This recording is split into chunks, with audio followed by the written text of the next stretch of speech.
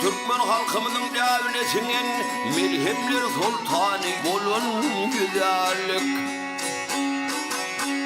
Kederlim ağayın törünü danan, bildirdim dermanı bolur güzellik.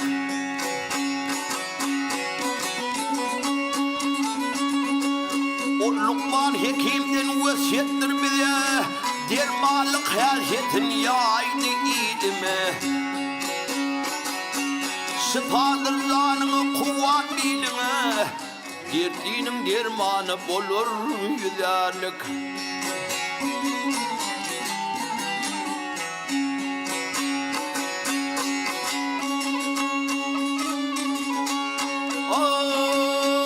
Gözülün dilin senatı kendir, atababı geliyen ırmım bağdır.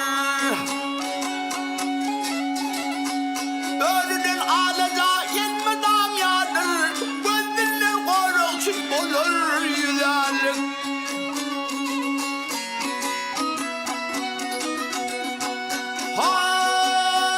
Türkmenler toy tutsa soğullu zani, dostuğun himmeti cemlenir bari. Akaslı enelin elinde cami, aylanıp kokullap yakar güzellik.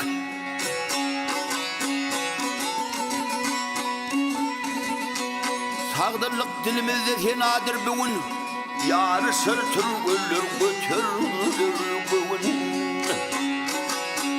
Söyledi arkada payhızlı sözün, melhemler sultanı bolur güzellik. Söyledi arkada payhızlı sözün, payhızlı sözün, melhemler sultanı bolur güzellik. Yüzlerinin dermanı bolur güzellik.